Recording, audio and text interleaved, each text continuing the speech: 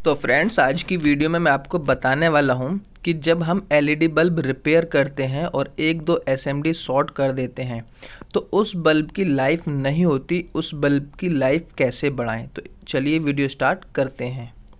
तो फ्रेंड्स, ये बल्ब मैं सबसे पहले आपको जला के दिखा देता हूं कि ये बल्ब चालू है और अच्छे से रनिंग कंडीशन में है।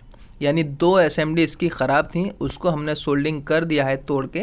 तो उसके बाद ये बल्ब जल तो रहा है, लेकिन हफ्ते 10 दिन के बाद हो सकता है इसकी कोई दूसरी या तीसरी एसएमडी ख़राब हो जाए। तो हौले हौले करके इस तरीके से इसकी सारी एसएमडी ख़राब हो जाएंगी। तो इसकी लाइफ को बढ़ाने के लिए मैं इस वीडियो में बहुत एक अच्छा जुगाड़ लेके आया हूँ, जिसकी मदद से आप इसको 2-3 महीने तक बड़ी आसानी से जला सकते हो। इसको जलाने के लिए जो हम जुगाड़ अपनाएंगे उसमें आपको ज़रूरत होगी एक पीएफ की। यहाँ पर मैं 115J 400 वोल्ट का कैपेसिटर, नॉन पोलराइज कैपेसिटर इस्तेमाल कर रहा हूँ। इसको पीएफ भी बोलते हैं।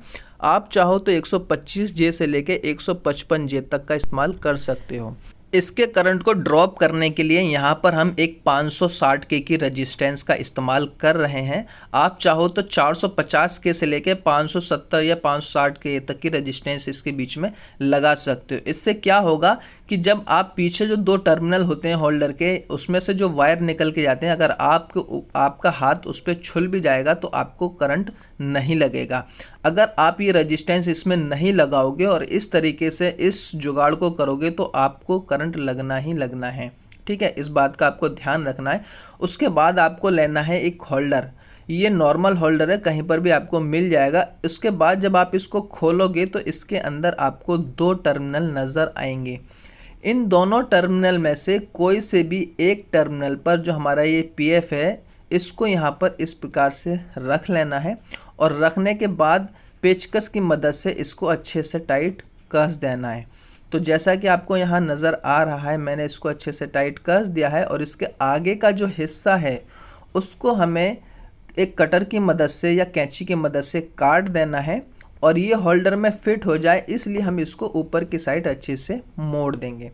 उसके बाद आपको ज़रूरत होगी कुछ वायर की। तो यहाँ पर एक चीज़ आपको याद रखना है कि इस होल्डर का इस्तेमाल या इस बल्ब का इस्तेमाल आप जहाँ करना चाहो वहाँ पर आपको वायर की इस्तेमाल करना ही करना है। तो ये लटकाने वाला होल्डर होता है। तो इसमें जब आप वायर का इस्तेमाल करोगे तो दो वायर मिलेंगे। आप चाहो तो एक कलर का भी इस्तेमाल कर सकते हो। मेरे पास यहाँ रेड और ब्लैक है। तो कैप को हम इस वायर के अंदर डाल देंगे ताकि हम इसको होल्डर में बंद कर सकें।